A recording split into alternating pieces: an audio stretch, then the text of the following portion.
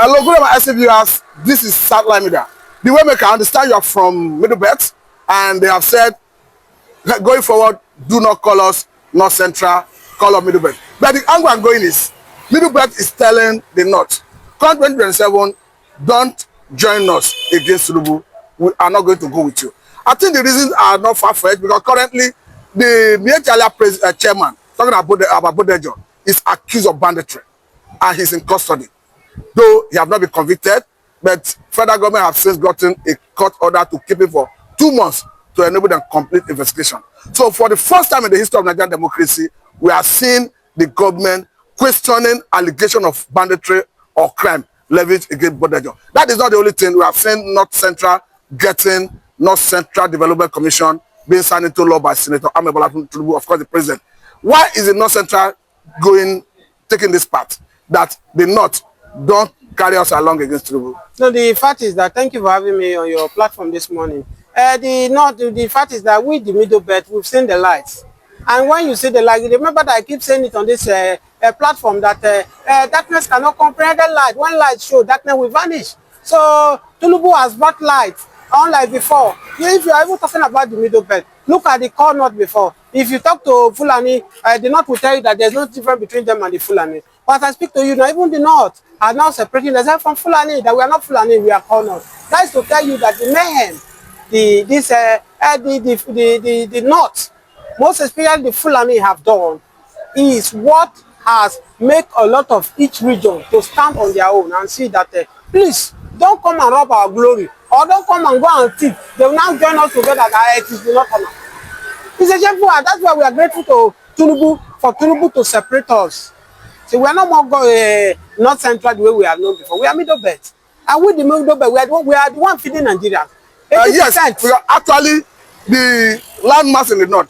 53% of it is in the Middle Belt. Of course, they have that potential to feed the nation. We understand that even Benue goes by the name basket food of the nation. Of course, I think the North should be crying by now. Yes, the North is crying because President Bola Ahmed Tinubu have seen the needful. Don't forget, prior to 2023 election, we saw a lot of people like El-Rufai said Peter Obi cannot win one state. But even in the core North Central, they call them with the Middle Belt. Obi shocked them, Obi shocked them. Obi won Nasarawa. It's the public domain. Obi won a Plateau state. These are core North states. Obi dominated in Benue. So this three states in the Middle Belt is a core state that none of them believe that Obi can even pull wave. So Tinubu has sat down and said, if this guy can do well in the Middle Belt, I think let me make a friend with the Middle Belt, because ever before President Bola Ahmed Tinubu, they write us off. They say we are nothing. They say we are nothing. So President Bola Buhari see what we pull out for Peter Obi in 2023 election. That's why he rewarded the Akume, our son from Middle Belt. He rewarded him with the Secretary General to Federation. So it was not a mistake giving Akume, George Akume. It was not a mistake. It was not a mistake. It's a good calculated. It's a good calculated. I told you people that Jagaban Tinubu is a Jagaban of Africa. It's not like other politicians like Obasanjo, like Buhari, who they will use the EFCC to hunt you. They will use police to hunt you. Let me remind you, Oromi Omokri, who has called Remo Omokri, sorry, who has called Tinubu a lot of names, drug baron, this and that in UK. Even Daniel, yes, Daniel Boala, who also called him different type of names. Remember that Daniel Boala was a campaign to Atiku Abubakar. But today, where are they? They are in the side of Tinubu. He knows how to win them. Did he use police to chase them? No. Did he use EFC to chase them? No. He's a master plan in that. That's what he do in Lagos. Where he make Lagos a one-man state, a one-party state. Up to this very moment, no opposition party can challenge him. It's a master plan for that. And that's what he's doing in the federal now. Most of everybody who spoke negatively against President Tinubu in the last election, he has won most of them to his own side. Even of recent, Aisha Yusuf, come out that APC are doing all their possible means to win her to their side. That's who President Bola Ahmed Tinubu is. For me, Tinubu is playing his politics, how is to play it, whether to his own favor, but we did not Middle Belt. We are happy. Because at least now we can say we have mouth in this government as a Secretary General to Federation. And we are assuring that with the leg that Tinubu is taking, if we did not have any competent person to compete with Tinubu in South here, remember that even the Middle Belt too, they are not happy. a lot of people are not happy in Middle Belt with Tinubu government because hungry is what is ravaging my people right now. Now, if Tinubu like, let him tie the whole road, let him do everything in Middle Belt. Without food, they say a hungry man is a hungry man. So a lot of people are hungry. If we don't see any competent person that come out to shake President Bola Ahmed Tinubu in 2027, if it is like the likes of Fulani, people like Atiku, or the non-people that is contributing, we rather stick our tent with Bola Ahmed Tinubu to become a president in 2023, 2021, 2031.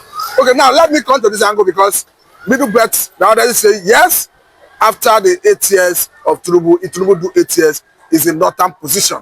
Time to occupy Asura. They are saying come 2031, if Tinubu do 8 years, it is the Middle Belt, not the northwest, not the northeast. Do you think the Middle Belt can stand this? Yes, of course we can stand it, and Tinubu have given us the direction that he will keep up to his promise. Remember one thing that the politicians like to die for Tinubu, he keeps to his promises. He might regret the masses, so, but the few politicians he carry aside, Tinubu will keep to his promise. That's why you see during that general election 2023, a lot of the masses were against Tinubu. But the politicians who know what they have achieved from Tinubu, who know that he's a promise keeper, they stood against Tinubu. Look at what Wike did. So they stood for him. They stood for him. Look at what the Wike did in River State to ensure that he delivered River State to Tinubu by all means. He knows that Tinubu is a promise keeper. Tinubu signed a deal with him, and today did he not fulfill the promise? Okay, he fulfilled the promises. Yes, he's a minister. Is he not a minister of FCT, in which is equivalent to governor in Nigeria? Why do you think we can betray Atiku? Say Atiku is not a promise keeper. Atiku has done this. Atiku did not keep to his promise. So for me, we the Middle Belt have seen that Bola Ahmed Tinubu is a promise keeper. As far as you are ready to make sure for him to fulfill his vision, he will give you what you bargain. And even, you think in the Middle Belt, detriment of the masses to survive. And you think in the Middle Belt, you people have good characters, personalities, who have capacity to rule Nigeria? Of course, yes. I will choose somebody for you who will do a greater person in the Middle Belt right now. I don't know if not because of Tinubu, he uses all his political ways to destroy the opposition party. Instead of this article that is parading himself to be a president, pick Saraki. Saraki have the capacity. Saraki has the capacity to defeat Tinubu before 12 o'clock. Before 12 o'clock. Before 12 o'clock, Saraki will defeat Tinubu. That is serious. So if PDP is in order, let Atiku drop this his opinion, because I know that Obi cannot even come to PDP anymore. The chances will not be. Let Saraki flag this thing. Let it challenge Tinubu before 12 o'clock. Saraki will win the Tinubu, because I think now Tinubu is become more unpopular even in Southwest here. So if he's not popular in the north, he's not popular in the south, in southeast, in the south, even in his region, he's becoming more unpopular. So how will he win the election? Give Saraki ticket. Saraki will beat him before 12 o'clock. So you are confident that the North Central, not North Central, let me not call it North Central, the Middle Belt, have what it takes to govern Nigeria? But before now, let me ask you this thing. The North have always used North Central or the Middle Belt, and at the end of the day, they will not get what is incommensurate with the input they put in to get that power. Who have they used? Who is from the Middle Belt that they North have used? No, when I mean use, when it comes to electioneering, okay. They use them to get the that's why we are saying. That's why we are saying that we are tired of it. If you say you are my brother and you are killing me indirectly, what type of brother is that? I would rather forsake you and go and make a friend outside. That's why we are painting ourselves with the Bola Ahmed Tinubu, who is a true friend to the Middle Belt right now, by demonstrating, giving the one of the top positions to the Middle Belt by Akume to become a SSG to the federation. So who tell you that Bola Ahmed Tinubu will not also stand with us for who to be the president in 2031 if he's handling power? I know the North Central Development Commission, you people are saying change it to Middle Belt Development Commission. But the point is, this North Central Development Commission, it should be an agency of government to intervene and develop the area. You think it's an advantage to your region? It's a big advantage, a very big advantage. Because right now, don't forget that before now, the North are keep saying that they have the power, they have the number, they have 19 states. And Tinubu have sat down and said, these people, let me break their wings. Let me separate this Middle Belt from them and see where they have the number. Now, if the Middle Belt, how many states in Middle Belt? I think we are up to 6 or 5. So if we are 6 or 5, 6 in number, I'm right. 6, if we are 6 in number, minus 6 out of 19. If you add F67. Eh? If you add F67. Yes, I add F67. Minus 7 out of 19. It will give you 12. Yes, of course. Where is the power from again? They got more power. So you join the middle belt, you join the south, you join the even if you can still get 2 or 2 states or 3 states in southeast, add it together. Can they beat Tinubu? Yes, I no. So Tinubu know what he's doing. He's a jagaban in this politics. And all of them join together. They cannot play the politics Tinubu will play.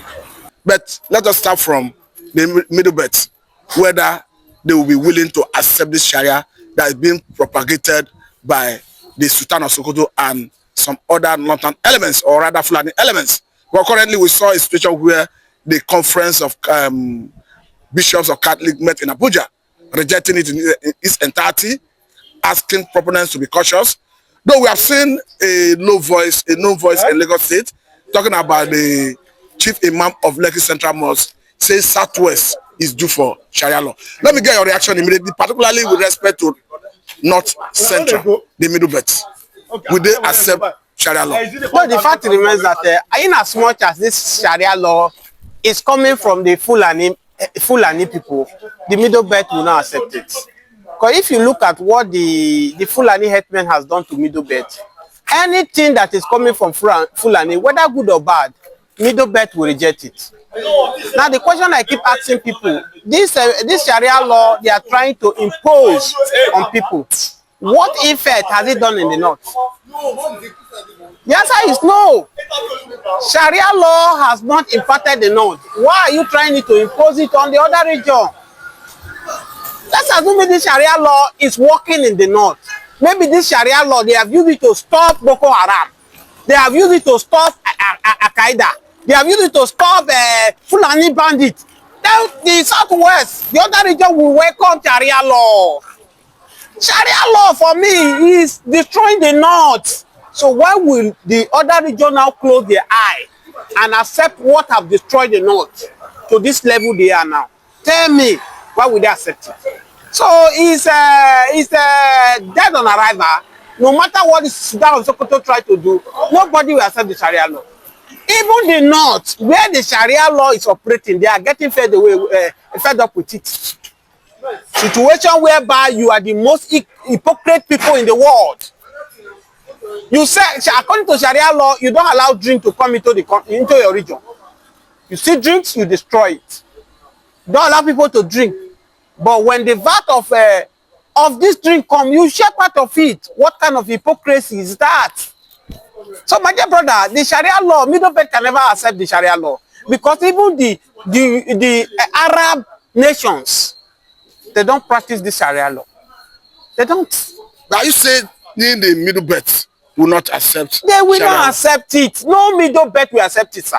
Are you sure? They will not accept it. You know what these people are trying to do? They fear that probably because the middle belt, majority of middle belt are Muslims. So they will easily accept it. But no, it's beyond religion. Do you know the most important thing that is making me to happy for Nigerians now? We are now being wiser when it comes to religion. Because before now, people feel that, oh, once it's religion, it's this. And people have hid under this religion to destroy this country. Okay, now let us dive into another area. This one have to do with the visa denial of Canada to some Nigerian military top brass. And some people have argued that the reason may not be far-fetched, that the behavior of Nigerian government to perhaps the way they handle Nando Carlos case may be involved. Don't forget that even Donald Trump recently sanctioned ICC because of the way they're handling Israel-Gaza conflict. But do you think Canada will refuse visa to Nigerian top military brass because of Nnamdi Kanu and Biafra situation? Yes, Canada did what they're supposed to do. My interviewer. This is it. In 2020, if you are in this country, innocent Nigerians youth were at Lekki toll gate trying to demonstrate the frustration the SARS of them has done to them. We are in this country. How SARS busy killing Nigerian youth. And it got to a point where those boys, they gathered. They said they can no longer bear it anymore. They were at Lekki toll gate with Nigeria flag, singing the national anthem when Nigeria army invaded this youth and gunned most of them down. Despite Nigerian army denied this allegation that nobody was killed. Remember that Sanwo-Olu, who ordered them, army to that venue, set up a panel in Lagos State to sit and check whether people die or not. What did the panel end up saying? The panel said that of a truth, people die at Lekki Toll Gate. Who killed these people at Lekki Toll Gate? Was it Amoteku? Was it IPOP? Was it Boko Haram? Was it Al-Qaeda? The answer is no. That it was the military that Tinubu, the present president, and Sanwo-Olu sent to Lekki Toll Gate. Okay. Sent to Lekki Toll Gate, and a lot of Nigerian youth were murdered, and they denied. Do you think if they hide it for Nigeria, they can hide it for the world? Don't forget that the girl who exposed the secret ran as a, what is it called, to Canada. DJ Switch. DJ Switch. Don't forget that he ran out of Nigeria. These guys have downloaded everything that happened with video evidence to America out there. And they have all those documents with them. Now, if they see all these things, you think Canada will allow them to come into their country? The answer is no. It should be a shame to Nigerian government. It should be a shame to Nigerian military. If Zazu, portable Zazu, can get Canadian visa, CDS Musa cannot get Canada visa, it's a shame. If Zazu can get, Zazu can get Canada visa, Christopher Musa cannot get Canada visa, it's a shame to him. If I were Musa Christopher, by now I will have resigned and join Zazu. I might not join Zazu, but if Zazu get Canada visa and Christopher Musa did not get the visa, he should go and resign. That is serious. But let us look at it further. No, I'm not finished. Okay. Let me conclude on the IPOP issue. Now, the IPOP issue, the way they are treating IPOP, which some of us have criticized, that the way Nigerian government is doing to these people, Igbo people, it's as if the war, Biafra war, have not ended. Now, if we agree that the Biafra war have ended, that we should come a form one Nigeria, ever since the Biafra war, the Biafrans, which is the Igbo, are not allowed to rule. Hausas have so many of their shares. The Yoruba have theirs. Now they are saying that Jonathan is Igbo. Jonathan is not an Igbo, he's a South. He's still the same them that remove this what is it called, Bayelsa, South from the Igbo. How will you now come again and say somebody who came from South to be a president is now an Igbo? You are able to deprive them for them to hold any sensitive position in the country, and you say we are one. And this is what Mazi Nnamdi Kanu stand for. That said, you don't allow my region to have seaport. You did not allow my region to have international airport. You did not allow my region, since the World War, to hold any vital position in Nigeria. We want to go. And Buhari, which I call the Fulani president, say it's a crime for Nnamdi Kanu to say they want to go on their own. So what did they do to that young man? That young man was picked for the first time. The South threatened to look Buhari then that if you didn't allow this young man to go, we will burn down the oil well, we will cut all everything that supply oil. Buhari down fear and released him that time. Then Nnamdi Kanu was in Southeast doing his life. Continue, he did not even agitate then. The same Buhari sent Nigerian military men to his house, to invade his house.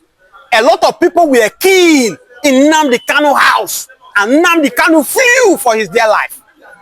Go to Israel, from Israel to UK.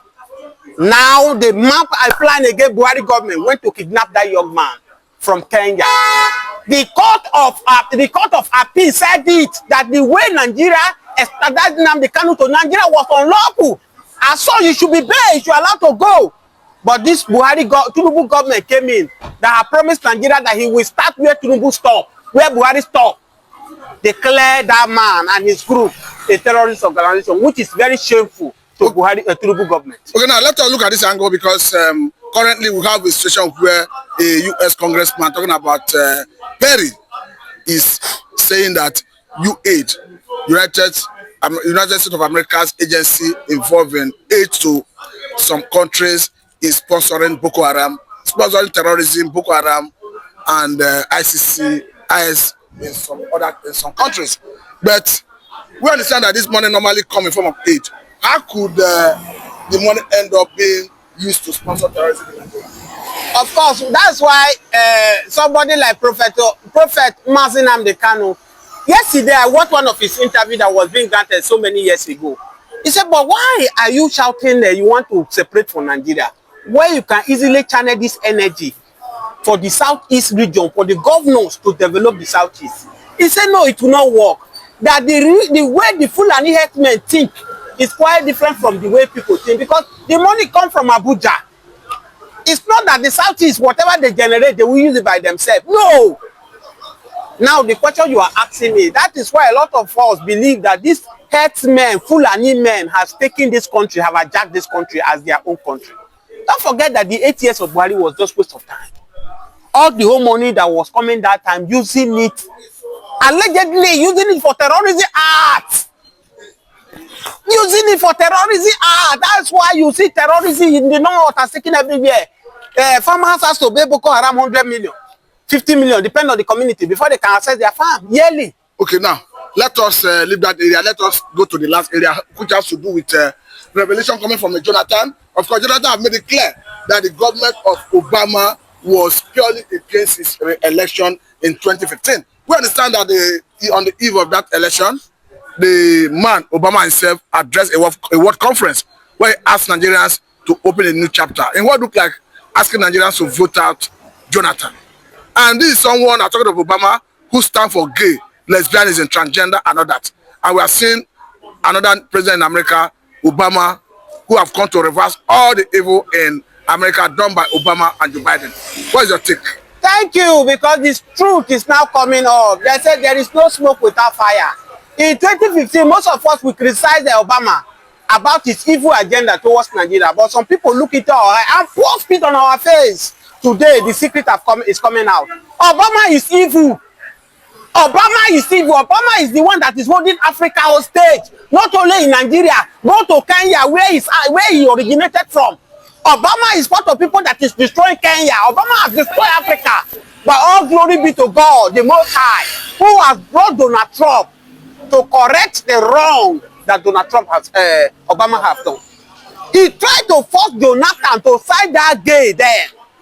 But Jonathan said to no. Because of that, Obama started sponsoring terrorism in Nigeria. Thank God that it is America that is saying it with their mouth. How the Al-Qaeda, the Boko Haram, the rest of them is being funded by America under Obama regime. As an American president, Joe Biden was the one who brought Joe Biden. That's why Joe Biden also do the same bid Obama was doing in America. But today, all glory be to God, the Most High, that the secret has started revealing what Obama has done to Africa.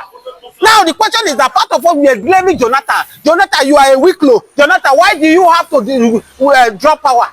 But do you know the forces that was behind Jonathan then?